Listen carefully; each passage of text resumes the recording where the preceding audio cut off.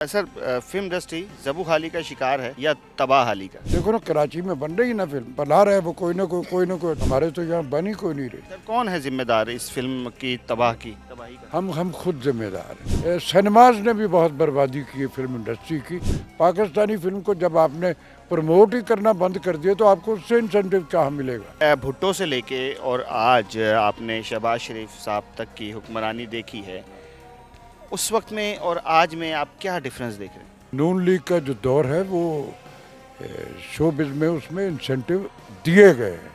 मियाँ साहब जो थे वो एस्थेटिक वाले बंदे हैं। मेरा मुल्क जो है ना, ये उर्दू बाजार के दानिशवरों ने इसको बर्बाद करके रख दिया। जुल्फ़िकार अली भुट्टो साहब कहाँ से आएगा ऐसा बंदा? No, committed person. हमने बगैर कसूर के मार दिया उसको। सर फिल्म इंडस्ट्री ज़बू हाली का शिकार है या तबाह हाली का? फिलहाल तो तबाह हाली का है। जबू हाली तो तब होती है ना कि बिल्कुल ये देखो ना, कराची में बन रही ना फिल्म, बना रहे वो कोई ना कोई। हमारे तो यहाँ बन ही कोई नहीं रही। एक फिल्म है सैयद नूर साहब की है। अब कुछ सुना है, मसूद भट्ट साहब से भी मेरी एक इवेंट में वो वहीद मुराद साहब वाला तमाम मुलाकात, उन्होंने बताया 2 फिल्म जो सर कौन है जिम्मेदार इस फिल्म की तबाही का? हम खुद जिम्मेदार हैं। हम फैक्ट्स बिलीवर नहीं।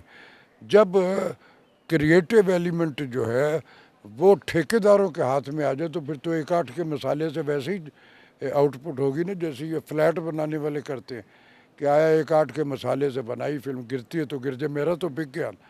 जब आपके कंटेंट्स जो है, ये जो रिक्वायर चीज़ है, जो फिजिबिलिटी वो आपके पास वो है नहीं है, लिखारी नहीं है।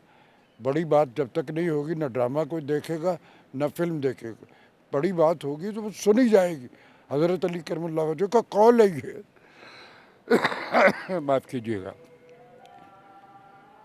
प्रोफेशनल लोग जो थे वो डिसहार्ट होकर निकल गए, तो उसमें यह कि फैक्ट्स नहीं रहे, घुसपैठियों के हाथ आ गई हमारी इंडस्ट्री। ऐसे लोग आ गए जो ताजर थे। ताजर जो होता है वो रात को अपनी कैलकुलेशन करके सोता कि आज मेरा कितना मुझे प्रॉफिट हुई। फिल्म जो है ये एस्थेटिक वाले प्रोड्यूसर का काम है, ये ताजरों का काम नहीं है। क्या आप नहीं समझते कि फिल्म इंडस्ट्री की जो तबाही है उसमें ये गंडासा कल्चर और बदमाश कल्चर ने इस फिल्म को बिल्कुल तबाह कर दिया? मिनोटनी हो गई ना, एक मिनोटनी हो गई। हालांकि लोग उसको पसंद करते थे। पंजाबी फिल्म के बगैर रिवाइवल जो है फिल्म इंडस्ट्री का वो हो नहीं पाएगा, क्योंकि मोस्टली जो फिर दूसरी मुसीबत ये हुई कि सिनेमा ऑनर जो थे सनी प्लेक्सेस बने। मैंने दिल में बड़ा खुश हुआ कि चलो यार, हमारी फिल्म जो है वो अब जदीद टेक्नोलॉजी में मुंतकिल हो गई, अब लोग आएंगे तो जब तक तो अब्रॉड की फिल्में वहाँ आती रही, दाव लगते रहे, तो वो खुश कह रहे यार पैसे यार। जिस दिन वो बैन हुई, दौड़ गए सारे सामान उतार के दौड़ गए। तो कोई एक जिम्मे सिनेमाज ने भी बहुत बर्बादी की है फिल्म इंडस्ट्री की। और उसमें यह है कि वो फॉरेन कंटेंट्स जो है उस पर ज़्यादा तवज्जो रखी और अपने मुल्क को इग्नोर किया। तो फिर लोगों ने जब उनको सिनेमा में टाइम ही नहीं दे रहा, पाकिस्तानी फिल्म को शो का टाइम देता वो रात 12 बजे, और पहले वो अब्रॉड की फिल्म चल रही, कभी कोई, और वो तो उससे उनको इकोनॉमिकल इंसेंटिव ज़्यादा था।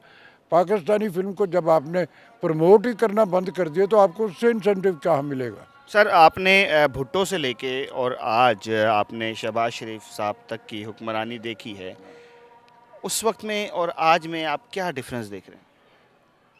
देखिए, जहाँ तक शोबिज़ को देखा जाए ना, तो ये नून लीग का जो दौर है वो शोबिज़ में उसमें इंसेंटिव दिए गए हैं।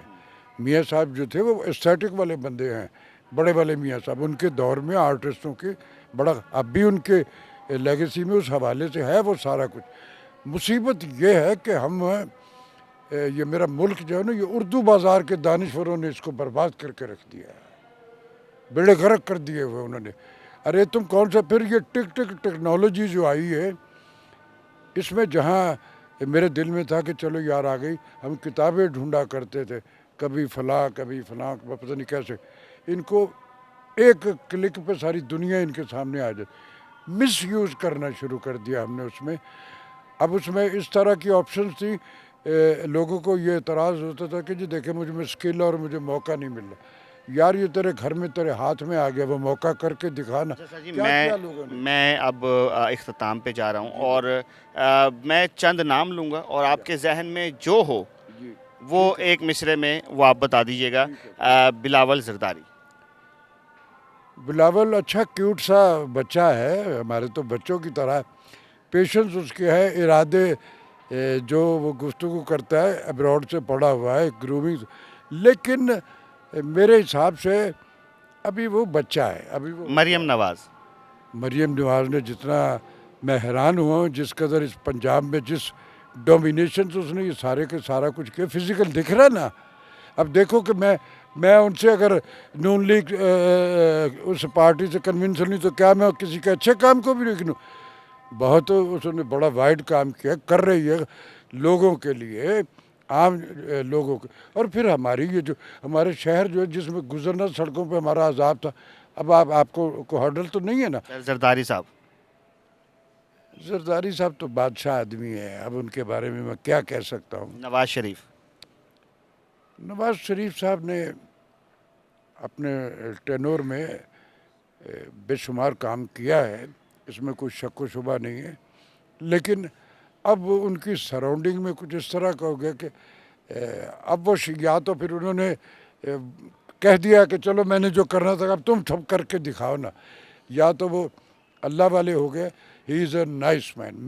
میرے وہ فیوریٹ ہے, ہمارے پنجاب سے تعلق ہے, برسا برس 3 بار وہ ہمارے پرائم منسٹر رہے, تو کچھ تھا تو رہے نا کہ ایسے ہی یہاں تو 3 مہینے نہیں رہے, لوگ آئے اور چلے گئے, آئے گئے.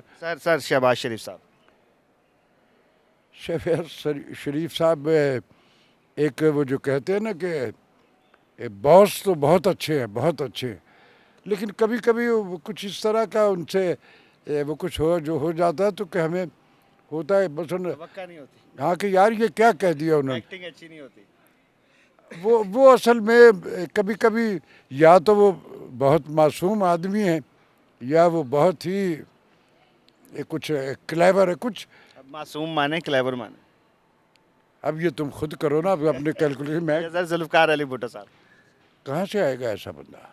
نو کمیٹڈ پرسن. ہم نے بغیر قصور کے مار دیا اس کو, اب پچھتا رہے ہم. 45 برس پتہ نہیں کتنے برس کے بعد آج ہم کہہ رہے ہیں کہ ہم نے غلط فیصلہ.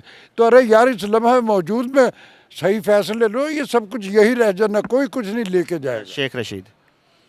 یار شیخ رشید جو ہے, میں ان کی ورسٹائلٹی جو پرفارمنس کی اس پہ ان کا فین ہوں اور ہمیشہ سے ہوں.